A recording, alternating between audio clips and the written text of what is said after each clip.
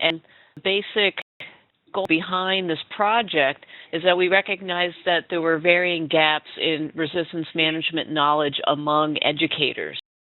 So through the Moodle support and having these 4 webinars, we really hope that we'll close in some of those gaps. And one of the big take-homes for participants will be this core module that we'll be developing in over the next 2 months or so, which will simply be a slide presentation that you'll all be able to use for your grower outreach. And the other part is that there will be a certificate of completion that you see down here at the bottom of the slide that you would be able to get from participating in the webinars, and we would actually the whole project. And to do that, you would need to be in at least 2 of the webinars, do grower training module, and use it in some education workshops. And then, being that it is a SARE project, the verification process is very key to our results and being able to gauge what well we've done with getting our information across. So now we're asking you to fill out some of these surveys, and then we would be asking you to collect surveys from your grow workshops when you do that. So the little poll that was just given in the beginning, we will post the results and the answers up on the Moodle, and those are also available for the insecticide and the fungicide presentations as well. So I don't know, Laura, did you want to talk about the Moodle now, or just hand it over to Rich? Why don't we let Rich start talking, and that way we can get the content, and then at the end, those of you who have not been on the Moodle yet, I'll spend a little bit of time, a little bit longer time to really try to encourage people to get in there. We're very pleased to have Rich Bonnano speak to us about herbicide resistance management. He is with UMass Extension and wears a wide variety of hats and has been very involved with both the Weed Science Society of America and the Northeastern Weed Science Society. And I hope you'll take advantage of taxing him on some of his expertise and make sure that you get all those questions answered. So we'll just let you go ahead and you all take it away, Rich. Good afternoon, everyone. Hope you can hear me okay. Sorry about the formal picture. I realized when I needed a picture for this that I only had pictures of me either wearing a tie or in farm clothes that were usually ripped and dirty. So this is the picture that you get for the herbicide resistance management. I will tell you that I don't consider myself to be a real expert in resistance management. It's just something that I've worked with for a lot of years, and hopefully that some of that experience allow you to maybe get a better understanding of what's going on with herbicide resistance. And like I already said, there's some repetition here because I hope one of the things that comes across in all of these webinars is that there's really a lot of similarities as you move from insects to diseases to weeds in terms of how this all works and what some of the consequences are. But there are some nuances about herbicides that I hope to cover. So, of course, we know that there's a lot of genetic variability in nature. And part of this is the result of natural selection. A small percentage of plants in the mixed population have resistance, and we'll define resistance in a couple of minutes. And there's also genetic mutation, naturally and continually occurring way that help plants adapt to their environment and may help a plant avoid the action of an herbicide. So does resistance occur? How does resistance occur? Well, with herbicides, an herbicide will kill most of a population, but some individuals in that population are present which do not die. They are slightly different and usually less competitive.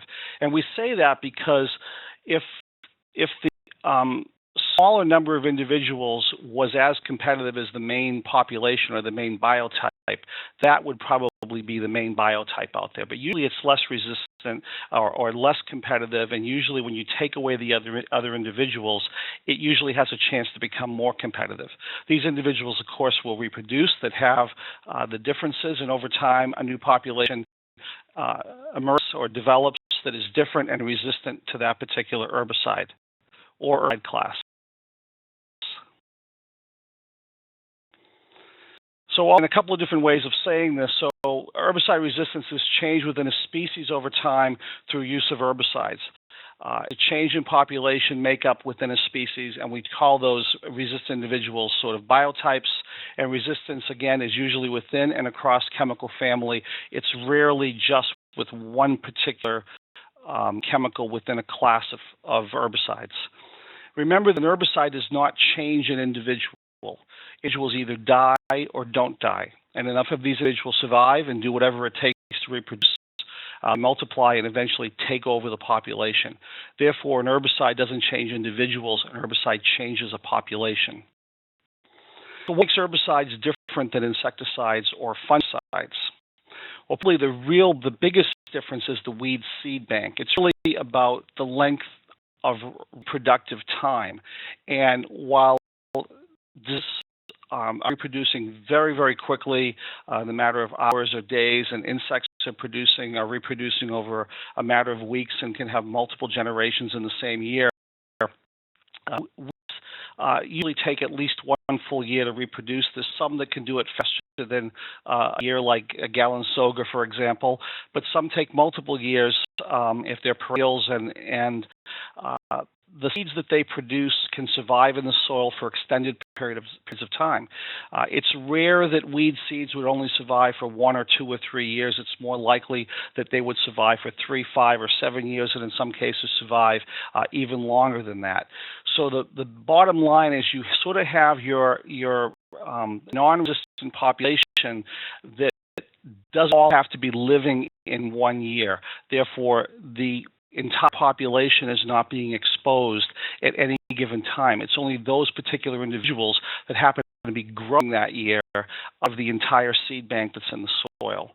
And then one of the issues that we have with weed control is that we're talking about so many species at the same time. We're talking about maybe using 1 or 2 or 3 different herbicides together, but our target is maybe 10 or 15 or more species in the same field.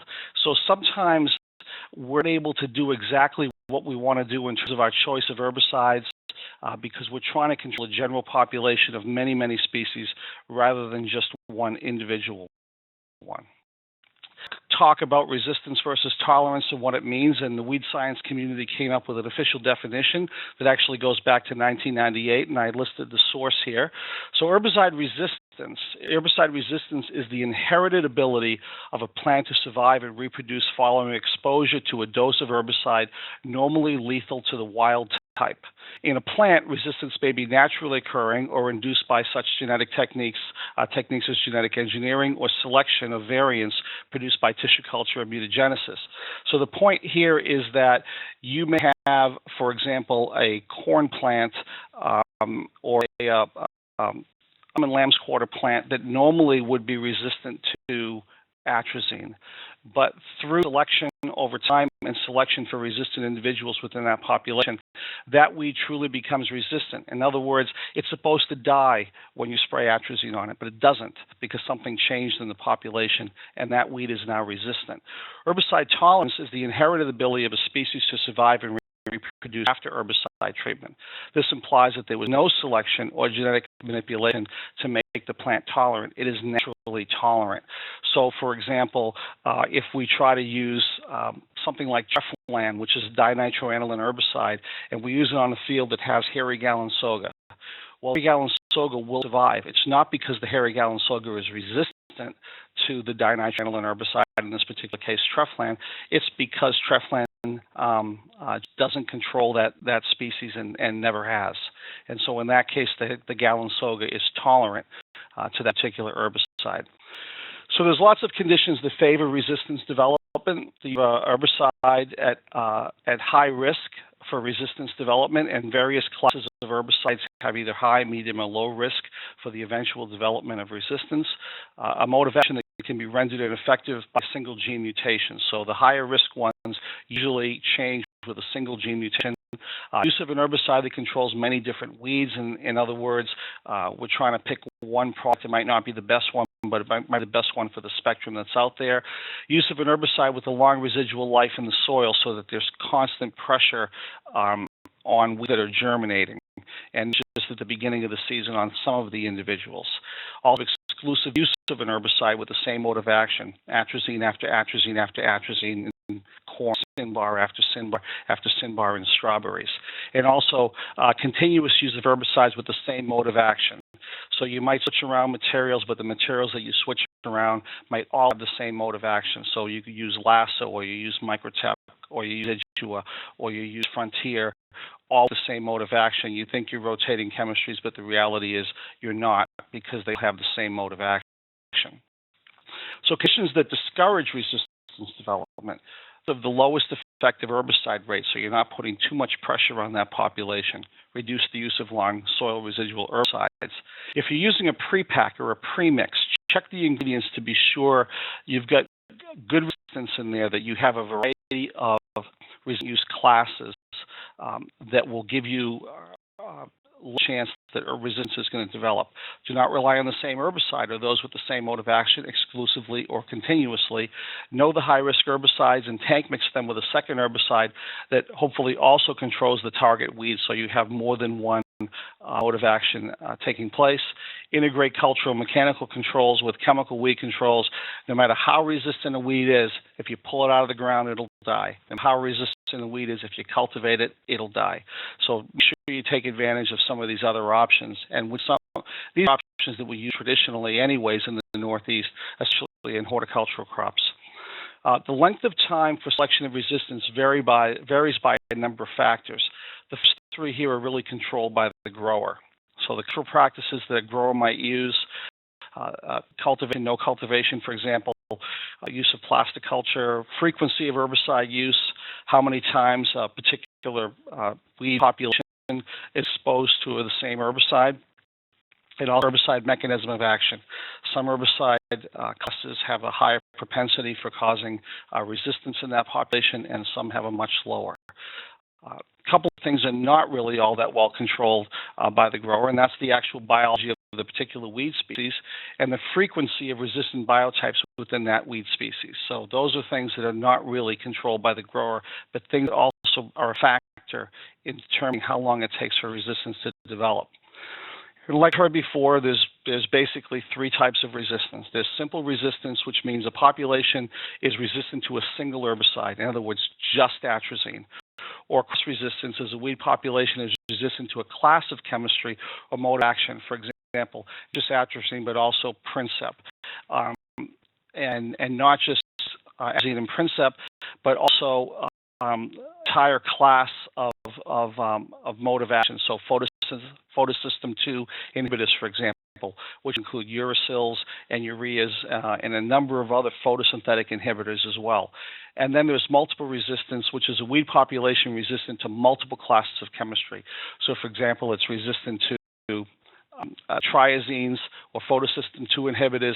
It's also resistant to microtubule inhibitors like the dinitroaniline class, or it could be resistant to the amino acid inhibitors, for example, like the class of chemistry where glyphosate is present.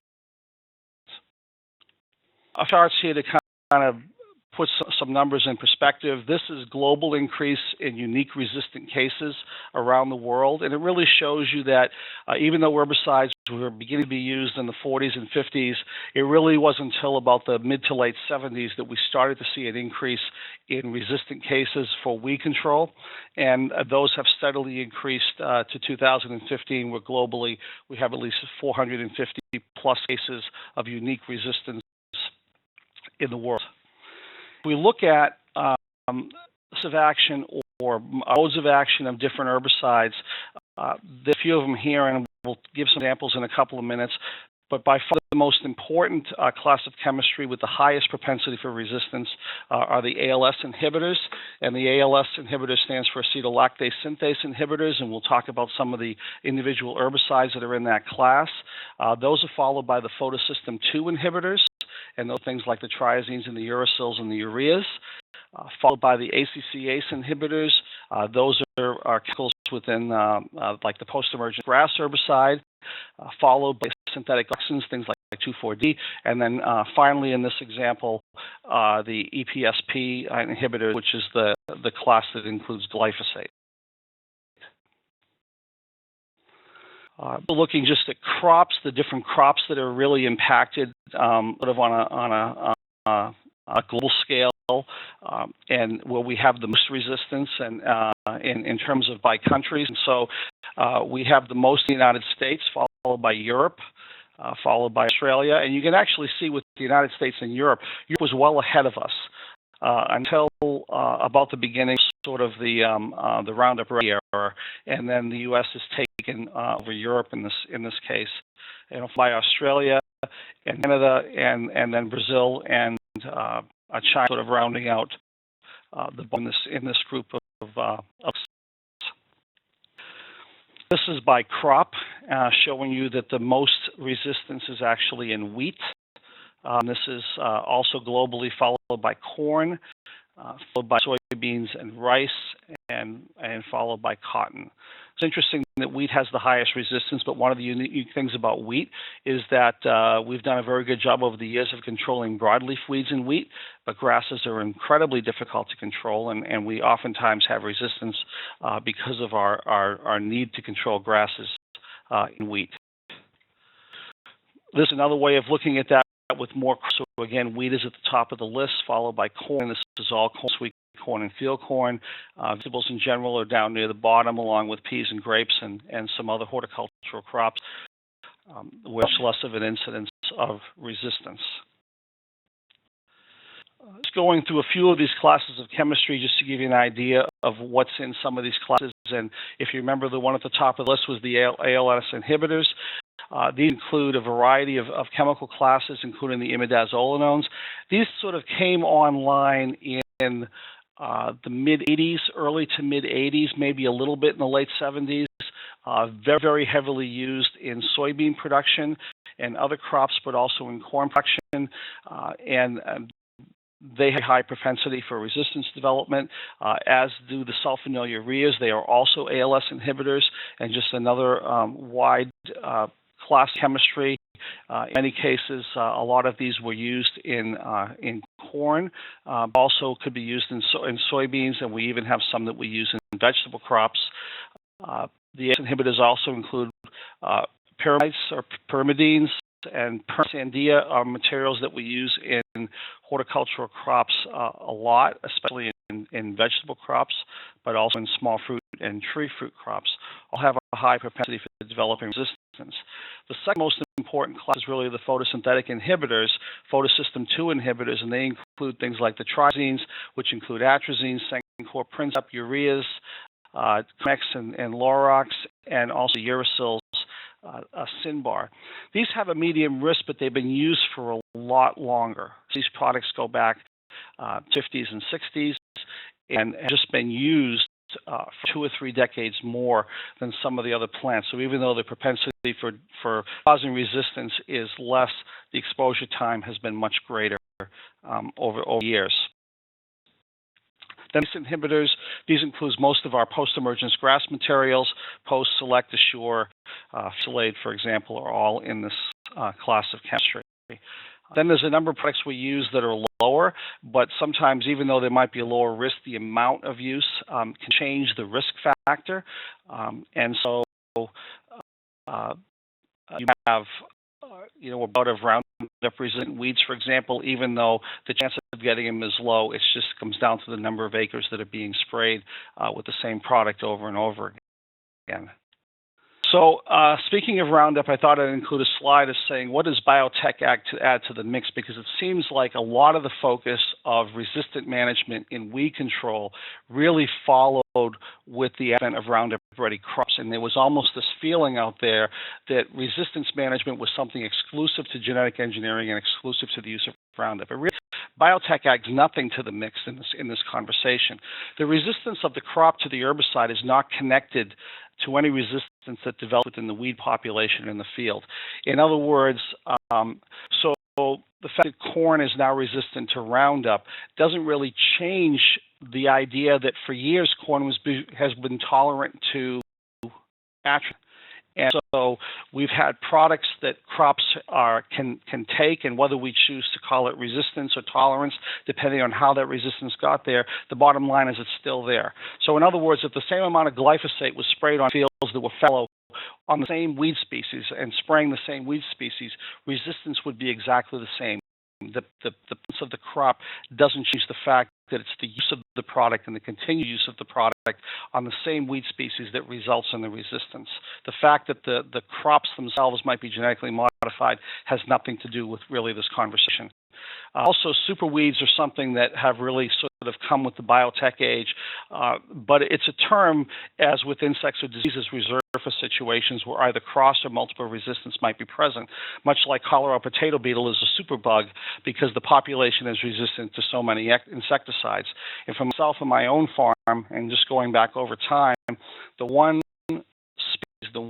pest that I always had the most trouble controlling was Colorado potato beetle because it always seemed like it was always resistant to everything. So I don't know that I ever used the word superbug, but certainly in my mind it was the most difficult to control.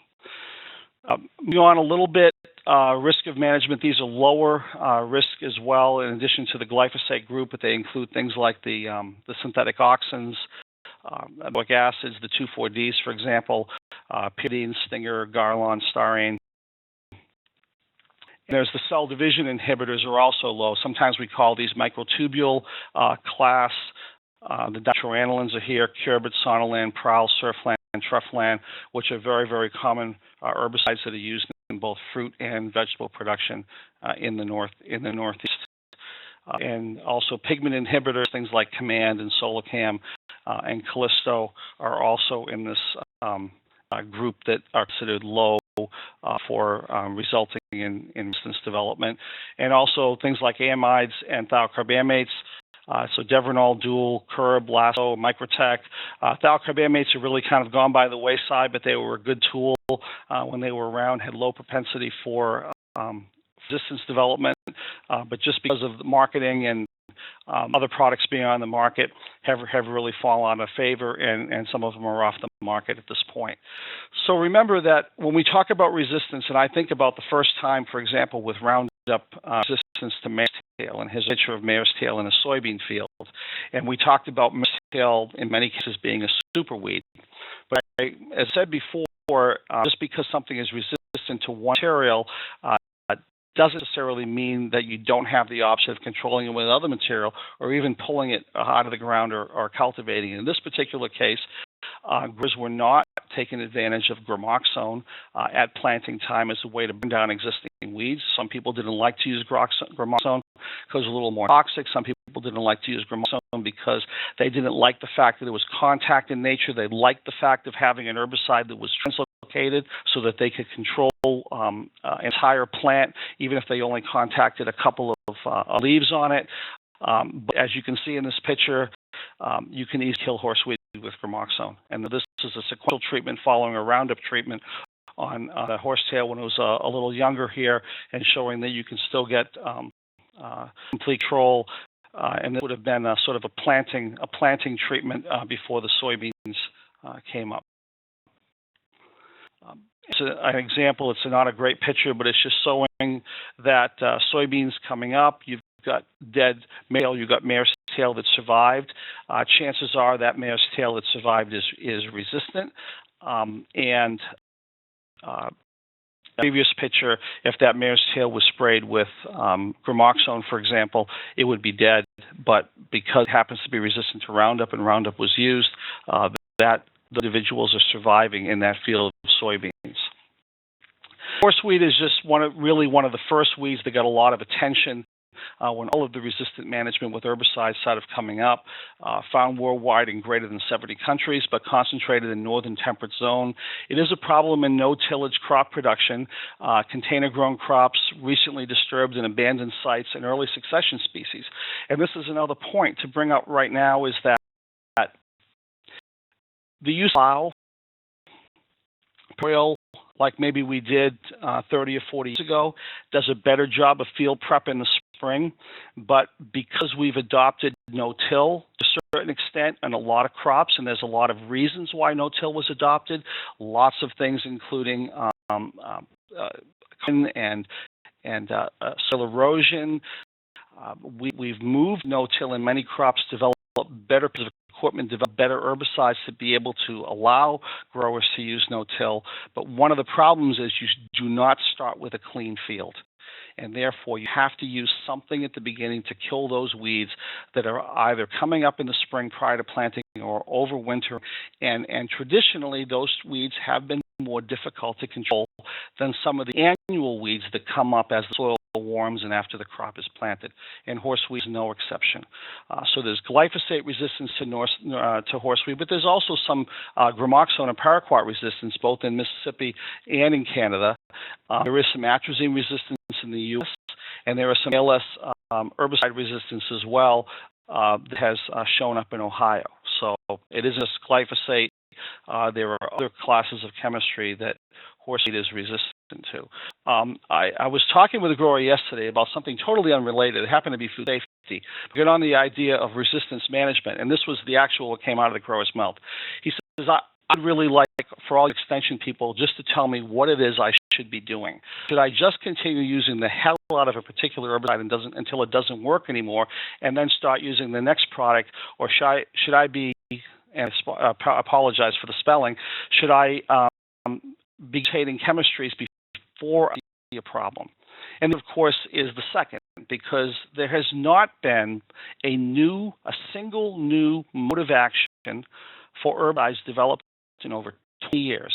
Even though we have some new products coming on the market, they have the same classes of chemistry that we've been using for over 20 years. So the idea that there's a new mode of action, that there's a new class of chemistry on the horizon, it's just not there. We need to do a better job of using what we have if we want to be able to continue to use these products. I want to talk a little bit more about some specifics to just give you an idea of some of the thought process and some of the crops that we grow in the Northeast. And I chose sweet corn because it's something that's grown all over the Northeast, and as opposed to soybeans, which might have very limited edge in the 6 New England states. So as we look at triazine resistance, which is the photocytic 2 resistance family, there's at least 53 weed species that are resistant to triazine herbicides. 38 of them are broadleafs, 15 are grasses.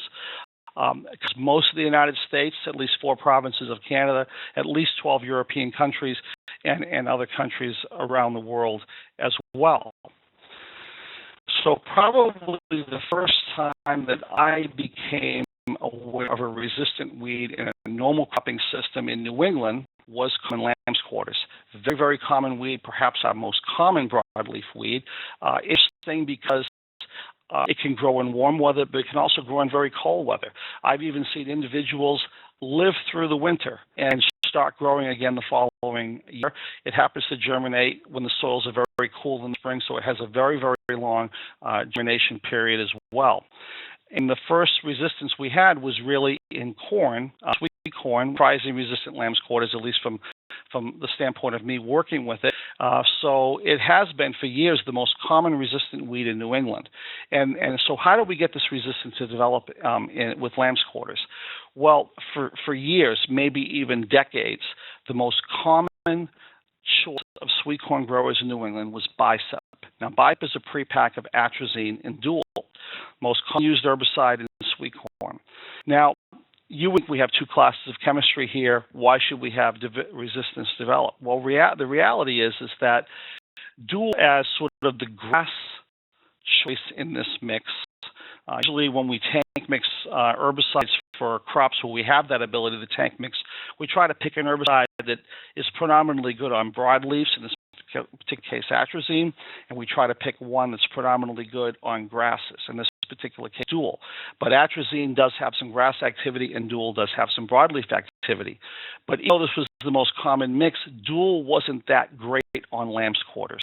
So for the most part, the selection pressure on lamb's quarter was continuous because all of the materials like Dual, and today they include Dual, Microtech, which is the old Lasso, and Zidua, and a few others, only provide fair control of lamb's quarters.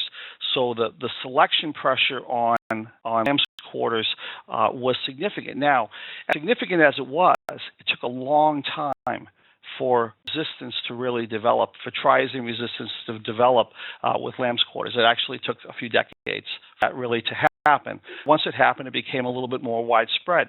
Now, we had ways of dealing with it, and we talked to many growers about it. And luckily, in this particular case, where it was the common resistant weed we had in New England, there were options the growers had to try to control it.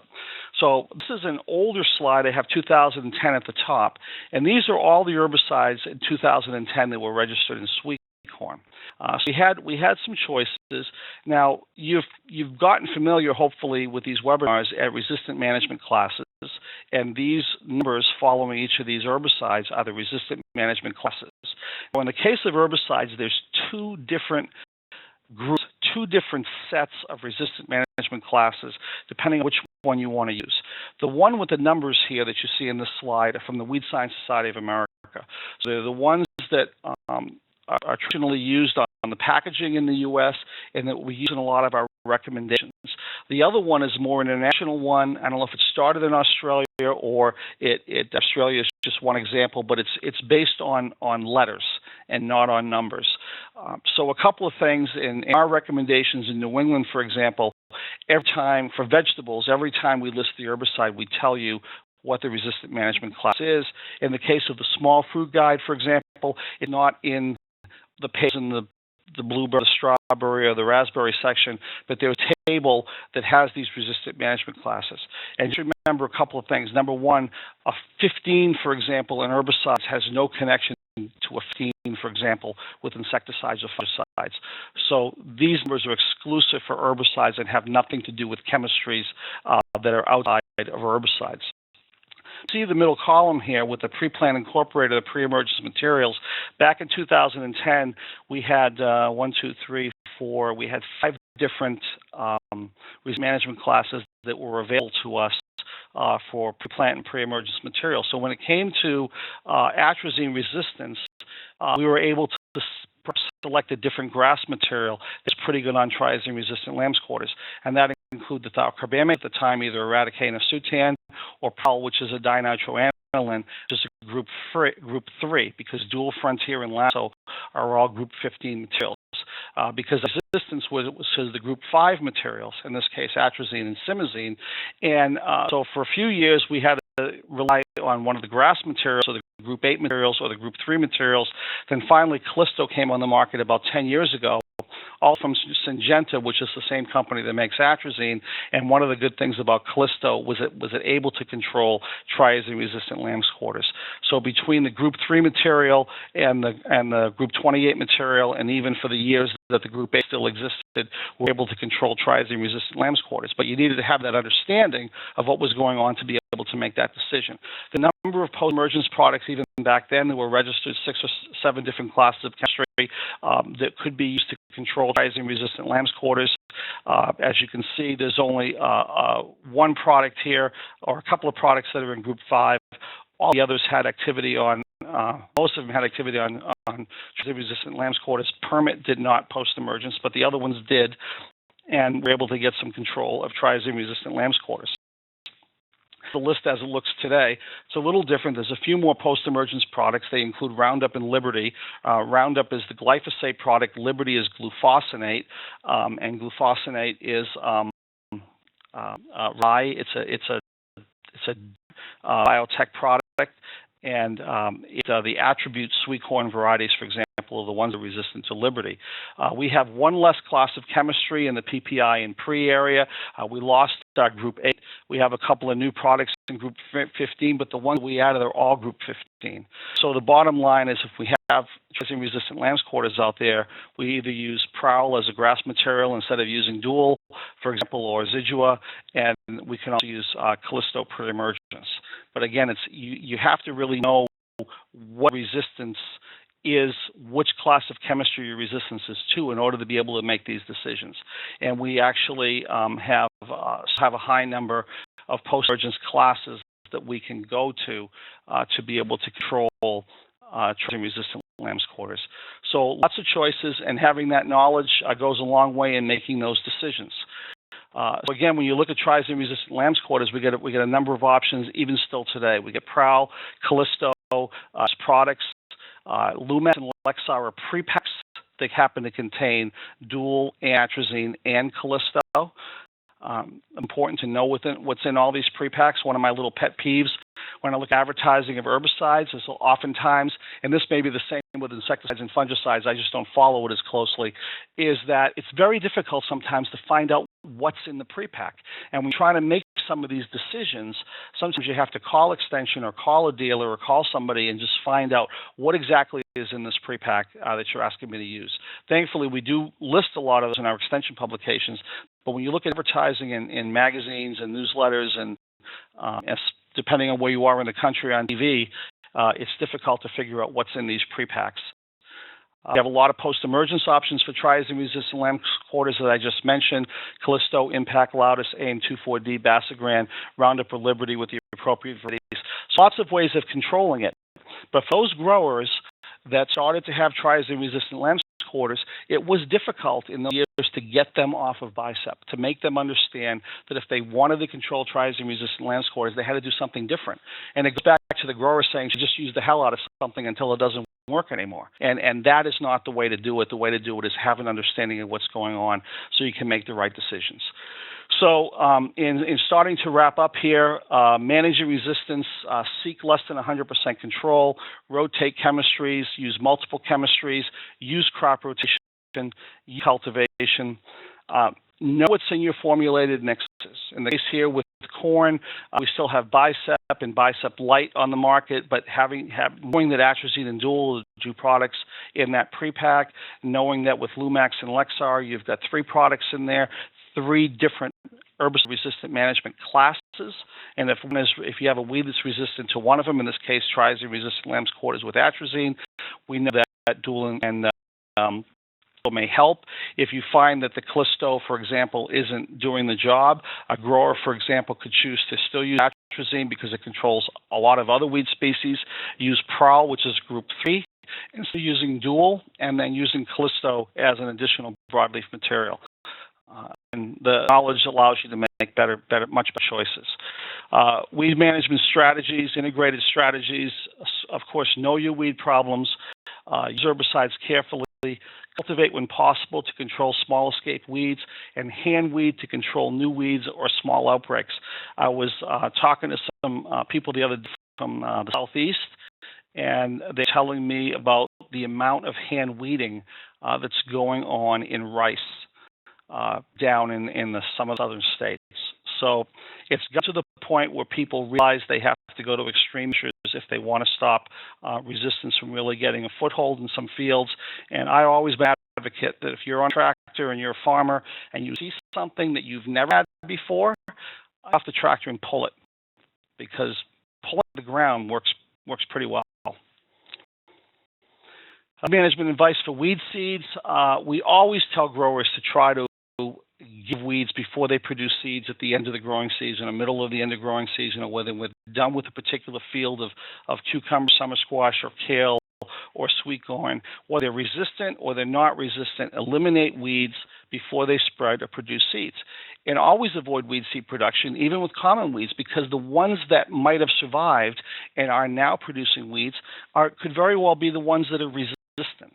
And the ones that weren't resistant, you also killed. So by allowing them to reproduce, you go from a single seed, a single individual, in the case of common lamb's quarters, for example, to 1,000 or 200,000 seeds falling on the ground that, just like the parent, are all resistant to that particular herbicide. So definitely when you see something that doesn't look right, take that extra step, because it only gets worse over time. Just a reminder, we've got a lot of information out there where you can make these decisions.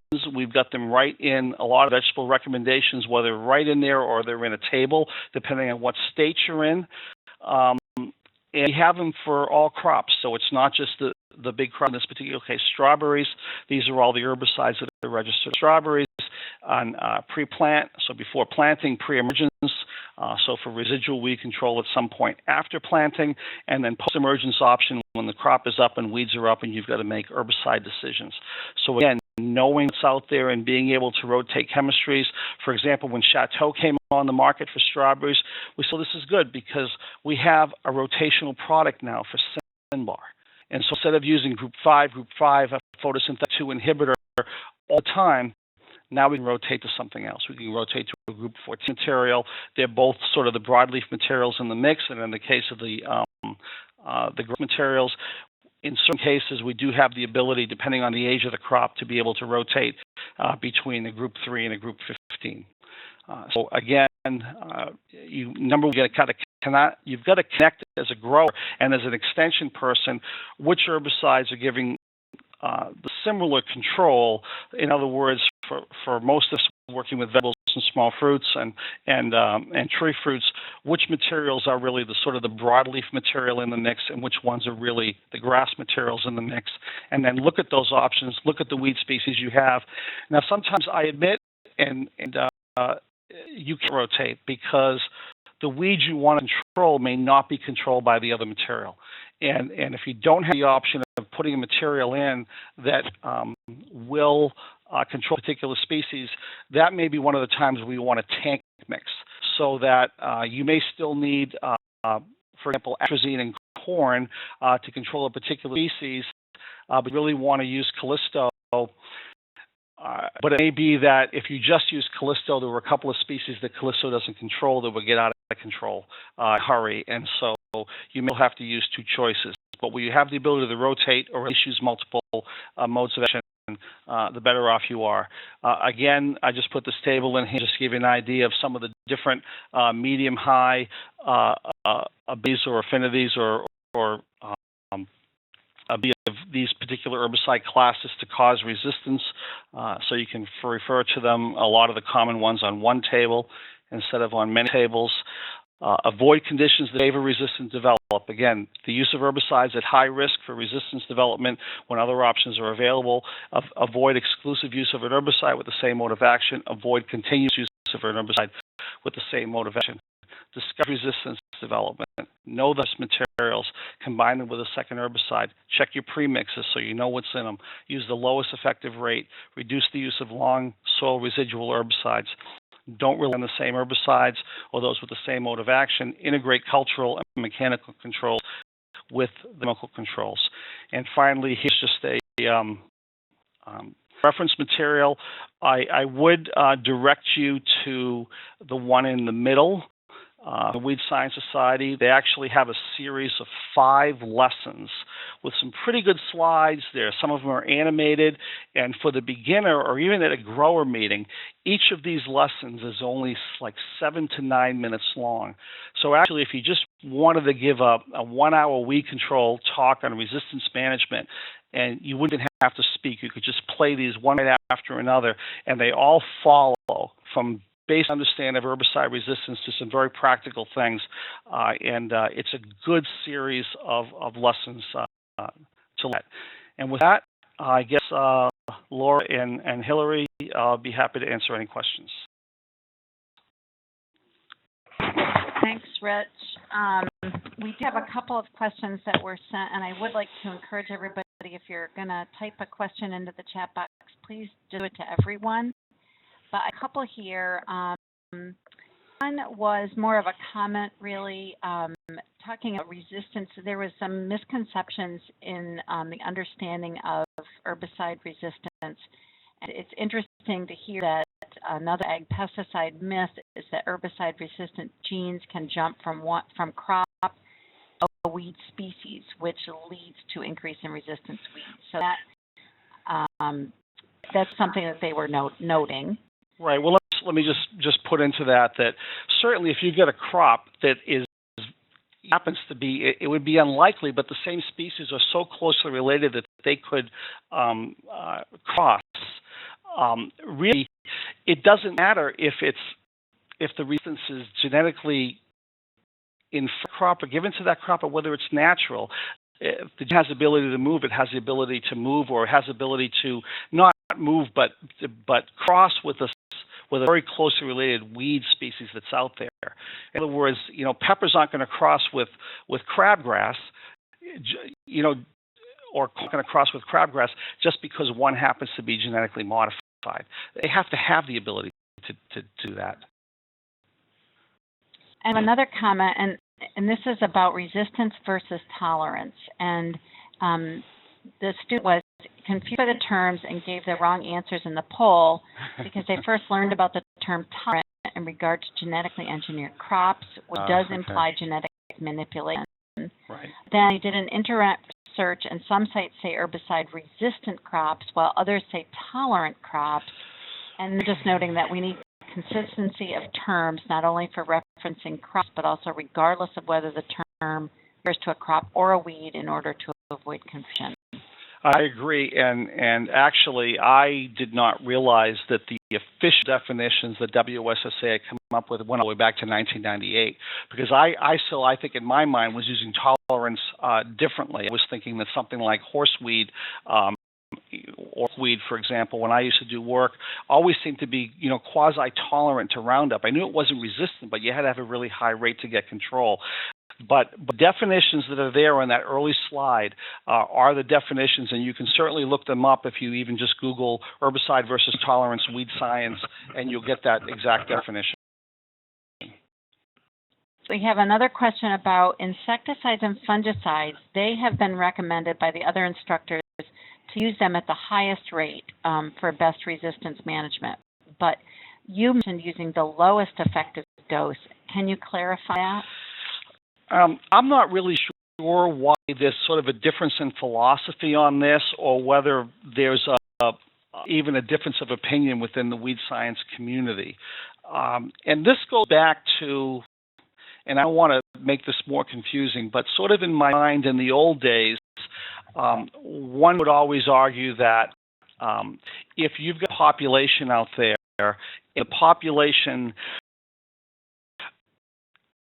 different effect depending on the rate. So in other words, if you use, say, 1 pint of something, you might control 50% of the individuals in the field, whereas if you use 2 quarts of something, you might control 99% of the individuals in the field. And so some people felt like if you use the highest rate, then you were selecting for the ones, you would scan out all of the ones that would die at a half a pint or a pint and a half or a pint or 3/4, and just having the ones that would survive at the very highest rate. And it may be that some of those were so resistant, or in this particular case, so tolerant to the herbicide that it was impossible to kill them all. So I guess it's a little bit different in philosophy, but in the case of weed control, at least from what I see people talking about, and again, there may be some differences of opinion on this, that especially when you think about something like Roundup Ready, we're trying to use fairly low rates. People are out there using a half a pint, a pint and a half of Roundup, where some of these herbicides or some of these weeds might really need a lot to kill. And the question is, if you use that high rate, are you forcing that population to have to continue to use the high rate, or is there a benefit to having some individuals that are tolerant but not resistant still being a large part of the gene pool that's in the field? So we probably could do that among weed scientists for a while. We have another question. Is there evidence of stabilizing selection in weeds? For example, will the frequency of resistant weeds decline if we stop using that herbicide?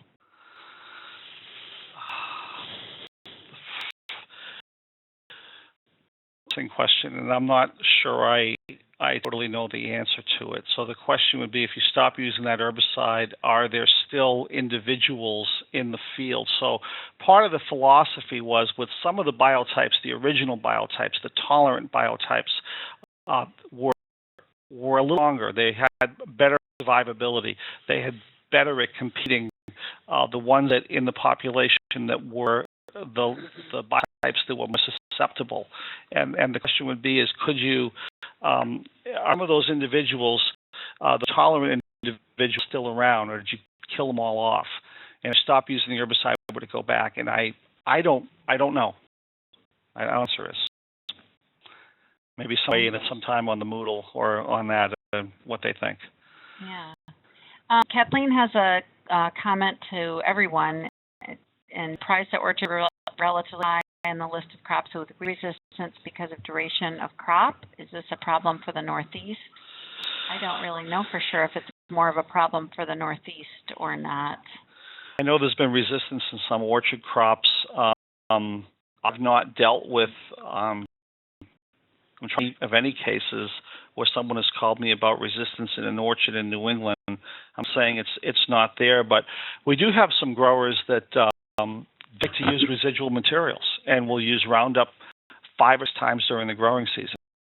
I'd not be surprised if they were to develop resistance. I think in general, the herbicides we've used in a lot of our fruit and vegetable crops may have not been as good or as long-lasting or controlling enough of the population that we've really seen much of this problem in New England. But I certainly could see, or in the Northeast, but I certainly can see it being a problem. One of the things about tree fruits is almost the same as no-till, because it seems like over time your weed populations start to shift and you have fewer sort of summer annual brush and grasses. You tend to have more winter annuals, you tend to have more perennials in those cropping systems. Right. Does anyone else have any questions? Hillary, did you have any other questions sent to you? Nope, that was all I had. One quick thing I'll add about the question about whether or not you can go backwards is one of the differences with weeds is that you're stuck with the population that you have in the field. Yeah, it is possible to move weed seeds around. Birds, for example, move weed seeds around. You can move weed seeds around with equipment, but it's not quite the same as insects or diseases that could be coming from a lot of different places and then sometimes from pretty far away places, which could continually change what your base population is in the field.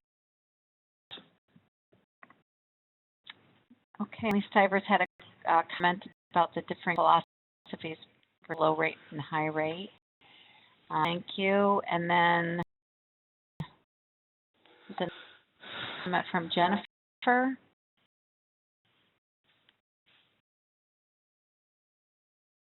So it's between tolerance and the naturally occurring resistance. Naturally occurring resistance is what we call tolerance. That's basically it. So if something's just naturally resistant, we're using the word tolerance for that. Whereas we reserve the word resistance for something that changed. Okay. And so corn is naturally tolerant to atrazine. There was no change in genetics of the sweet corn population that made it tolerant. And so use the word tolerance for that because it's all been there. It wasn't something changed as a result of starting to use atrazine. Yes, this is just another problem with the definitions because the SSA definition states that resistance can be naturally occurring. I don't know. Official definition is the one I have in my earlier slide, and I don't know that anybody has changed that since it was first put out there in 1998. I'm not going to argue that some people still don't use the words differently. Okay. I do want to draw people's attention. Lee Stivers noted that the Weed Science Society of America presentations on resistance are also available in Spanish on their website, just in case that might be helpful to you when you're giving presentations to workers or if you have Spanish speakers that you deal with. Or a Spanish speaker, and I think we have a couple of native Spanish speakers on the webinar. Any other questions? We just want to spend just a few minutes, if you want to share your screen and just walk through the Moodle and show where, some of the materials are that we put up there. All right, sure. And Rich for that presentation. You're welcome. Yeah, thank you so much. You're welcome. I'm going to sign off because I have to go to another meeting. Okay. All right. Thanks again, Rich. Okay. Bye. Bye. All right. Oops, that's not working out. So we're still struggling to try to get people onto the Moodle. We're going to send, shortly after this webinar, we're going to send the survey link directly out to you, and we really want you to access that survey. However, it is available on the Moodle, and if you're having problems getting on the Moodle, let's just spend a couple of quick seconds or minutes on this. So basically, when you go, and maybe I should send the CC Distance Learning link as well, but when you see that link, you click on the link and you come to this page. Then on the left-hand side, I hope you can see my cursor, see log in or create new account. You're going to create a new account. So you go down to this blue box, click on that. Before we even do any of this, you can actually watch a video. It's a short video that it's an introduction to Moodle so that you can kind of know what to expect. Or you can just click onto this new account, and I'm the problem I'm already logged in, so I can't really show you that. But basically, there's a piece of it that just has, over on the right, it says go through and create a new account. You have to have an enrollment key for this. So when you get finished creating the account, there'll be a button that says Enroll Now. You click the button, and you'll be brought back to this page where it has these course categories. And you can click on this CCE staff courses, or you can click on agriculture, either one. It will bring you to, oops, they changed things around a little bit. They put us back into... Yeah, we're in agriculture. Just in agriculture now. We used to be under that one, and I apologize. Now we're under agriculture, and the money sign is one course. It's marketing for profit, but we're the resistance management education. So then you get to that, you click onto that title, and this is the Moodle course for RM 101. And there's a little bit of information in the very top, right under the logos. The news form is not interactive. That's just a way that we can communicate to you. So we can post things that will arrive in your email about the course to try to get you prompted to go look at the Moodle. But the course survey, which is the second thing there, you can just click on that link and it goes to the Survey Monkey, which we really, really, really have to have. So please do that if you have not done it already. And not introduced yourself, you can go, let me show you this forum. You just go to this top bar that says add a new discussion topic. And within that, there's a little box for subject. And then a box where you type the bulk of your message. Just, you can say, this is G, and then on the message part, just explain who you are. And then fill that in, you can go post to forum, and you'll post it. And then you go, why is it doing that? Leave this page. I am sure I want to leave this page. There we go. So that's basically everything. The other thing that is a fairly new addition is this assessment of resistance management education and experience of educators and growers in the Northeast. And this was the result of a survey that was done pre-proposal in order to kind of to identify need and breadth of need for this proposal for this course. So that information is all there, and it's actually quite interesting.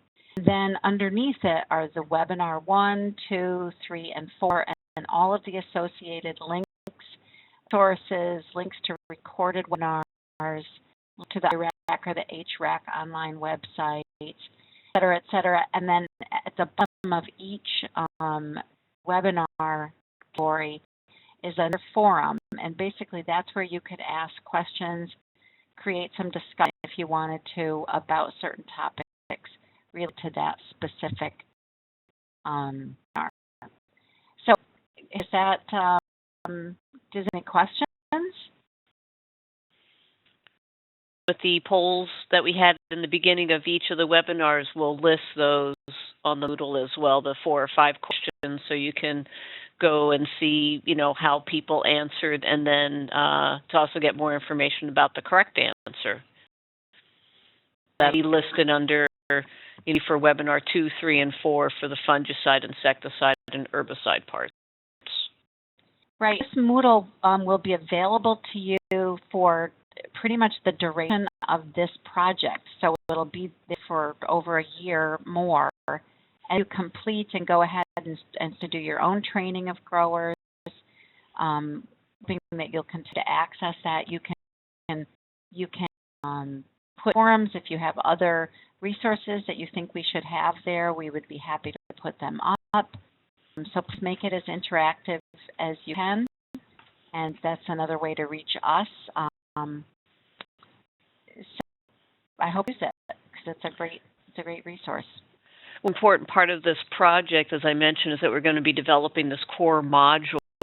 In the survey that just would take 2 minutes to fill out, there's an opportunity in there for you to give us an idea of how much you would like to participate in the construction of your own core module and tailoring it and working with your other colleagues. So this is going to be the next important step in this project. So that's why we really need you to go to the survey to let us know and give us an idea of how much more you'd like to participate in the development of your own tailor-made model for resistance management education.